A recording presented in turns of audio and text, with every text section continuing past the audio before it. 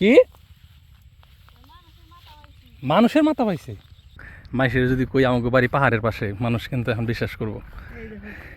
এটা তো পুরাই একটা পাহাড়ের মতো লাগতেছে। পিকনিক যদি না করি তাহলে মনে করো নিজের অপরাধী মনে করবো। এটা তো পুরো সুইজারল্যান্ড। আমরা কোথায় আছি এখন? আমরা কি মানিকগঞ্জ আছি নাকি বিদেশে আসছি? এই যে বেরোবের নিয়েছি।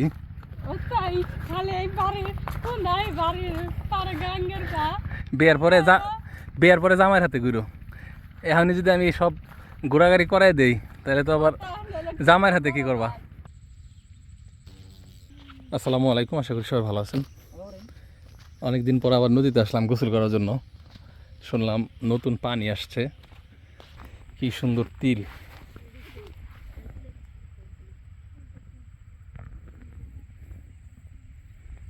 সেই সুন্দর লাগতেছে।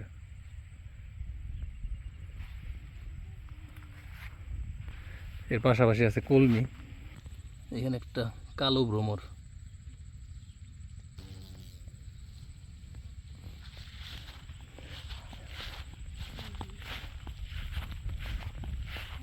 কি শাক তুলতেছ?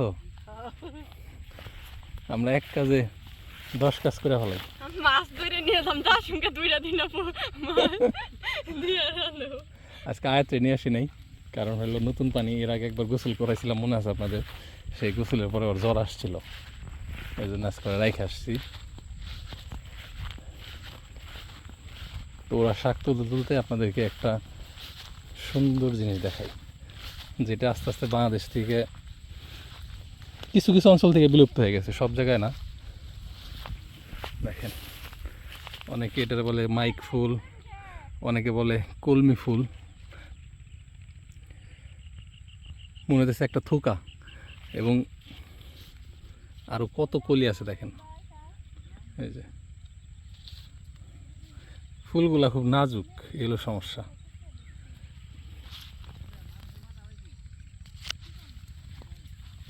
কি মানুষের মাথা পাইছে? হ্যাঁ, গরুর মাথা, তাও ভালো। এই কি জানি একটা মানে ইয়ের কথা মনে পড়লো, গ্রামীণ ছন্দ। কয় হাবেল কাবেল 2 ভাই, পথে পাইলো মরা গাই। হাবেল কয় খাইয়া যাই, কাবেল কয় না বাইতে একটু নিয়ে যাই।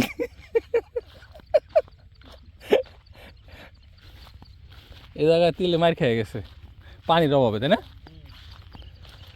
তো আমরা এই সাইডে গোসল করতে এসে একটা ঠক খাইলাম। নদীর বেড এখনো পুরাপুরি এই যে শুকনা। এই গরু এটা আতাইছো তুমি না? এটা তো অবশ্যই কোনো অসুখে মরছে। হাত দাও, আবার ওই আত্মহে নিতেছ। একদিন পিকনিক করবার রাখা লাগবো, জায়গাটা অনেক সুন্দর। হ্যাঁ হ্যাঁ, বর্ষার সময় ছিলাম, আরো পরে এখানটা পানি ওঠার পরে ওই চরের মাঝখানে যায়।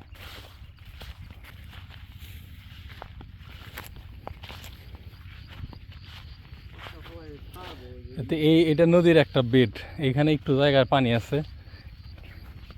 এই জায়গায় হলো মাছ ছাড়ছিল, পাইলাম আন্ডুলি। আমার মেয়ে পাইলে যে খুশি হইতো। সুন্দর হয়ে পাকছে, বিসমিল্লাহ। মিষ্টি আছে, পাইকে পাইকে পড়ে রয়েছে।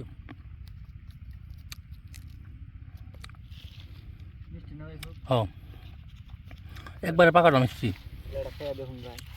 এটা খাই দাও, এটা ওটা ওটা হ্যাঁ, ওটা কাঁচা আমার দেখা। শাক তোলা হয়েছে না? শাক তোলা হয় নাই? কি শাক তুলোস? কলমি? ও হ্যাঁ, এই যে এই যে এই যে তুলছে তাহলে শাক। এটি খুব মজা। এখন হলো ওইটাছে বৃষ্টির এই বর্ষার সময় পানির উপর দিয়ে এলো ছায়া যাবো এগুলা, তাই না? এই যে খায়ান খালি মাথা। হ্যাঁ, এত না, এত না, আরো কম দে। পাইছি তোর পাইছা তেমনি, তুই দেখাইস। আপনি খাবেন না? অবশ্যই খামো, কলমি শাক হলো আমার প্রিয়। ধরো সম্পার দিতে ভালো, তাহলে উপরের দিতে ভালো ছিল। তাহলে আমাকে সম্পা এই এনকর মাছ নদীর মাছ খুঁয়ে বেচছে। টেকনিক্যালি ওরা রাইট, এটা তো নদী, কিন্তু পাশাপাশি চাষের।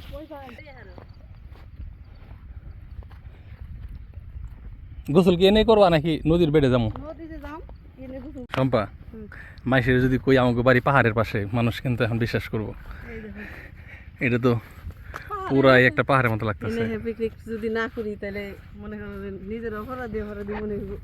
এটা তো পুরো সুইজারল্যান্ড। আমরা কোথায় আছি এখন?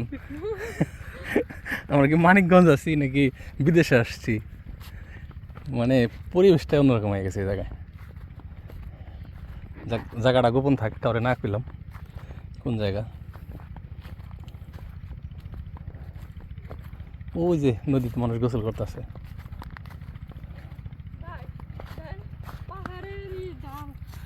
হ্যাঁ, তারা পাহাড়ে উঠছে।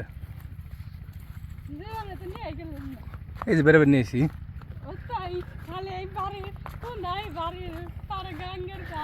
বিয়ার পরে জামাইয়ের হাতে ঘুরো। এখন যদি আমি সব ঘোরাঘুরি করাই দেই তাহলে তো আবার জামাইয়ের হাতে কি করবা?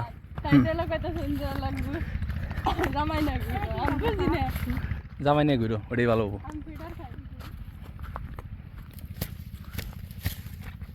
উড়েই হেলাইছে একবারে। ধরো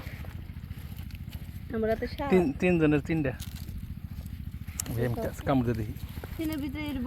খুব মিষ্টি। দেখ তুই কামড়ে দেখ।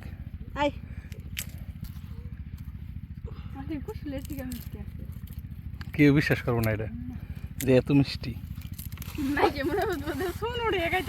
আসলে এগুলো হইতেছে আখের আদি ভাই। মানে প্রত্যেকটা জিনিসের কিন্তু তুমি পাইবে, ওই জংলা জাত পাইবে। ঠিক আছে, আস্তে আস্তে কনভার্ট হইতে হইতে হয়েছে। এরকম নিয়ে যান বাড়িতে দেখামনি।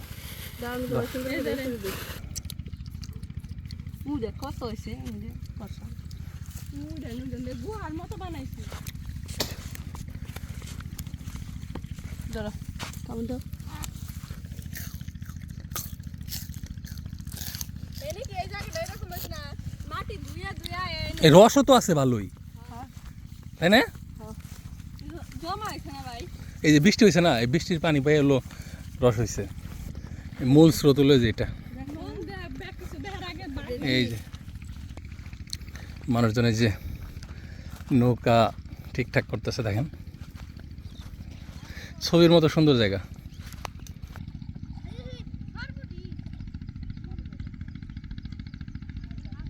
দূরে ডেজার্ট চলতেছে।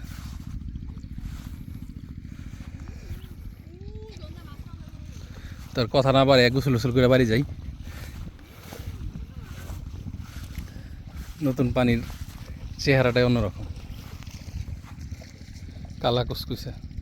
আর মাছের অভাব নেই মাশাল্লাহ। এখান থেকে মাছ দেখতে পাইতেছি, আপনারা না দেখলেও।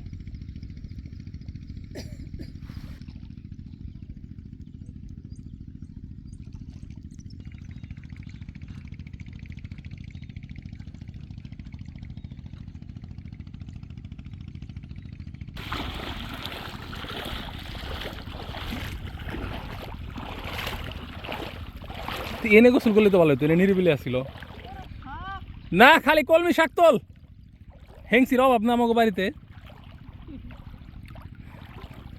বর্তমানে নদীর পানির যে কোয়ালিটি, এই পানিতে যদি নিয়মিত গোসল না করি এটা কাইন্ড অফ অপরাধ হয়ে যাবো গা, বুঝছো না শম্পা? কিছুদিন পরে কিন্তু এই পরিষ্কার পানিটা থাকবো না, পুরা গোলা হয়ে যাব। মানে হাঁটাহাঁটি দৌড়াদৌড়ি যেরকম ভালো ব্যায়াম, নদীতে গোসল করাও কিন্তু ওইরকম একটা ভালো ব্যায়াম। যদি আপনি সাঁতরান, আর না সাঁতরিয়ে যদি দাঁড়িয়ে দাঁড়িয়ে শুধু মাথায় পানি দেন তাহলে তো সেটা ব্যায়ামের পর্যায়ে পড়ে না। তো মূলত সাঁতার পাড়ার উদ্দেশ্যে আসছি। স্রোতের বিপরীতে সাঁতরাইলে অনেক মানে পরিশ্রম করা লাগে, আর যত পরিশ্রম তত ব্যায়াম। আর এইরকম পরিস্থিতি খুব বেশি দিন থাকবে না, কয়েকদিন পরে আপনার আরও পানি বেশি হইলে এই যে পাড়টার ভাঙ্গে পানিটা ঘোলা হয়ে যাব। আর এখন তো মাশাল্লাহ দেখেন, মানে সরাসরি খাওয়া যাবে নদীর পানি এরকম। তো গোসল শেষে এখন বাড়ি যেতেছি, আর যাওয়ার পথে এই যে এই শাকগুলো ওঠানো হচ্ছে।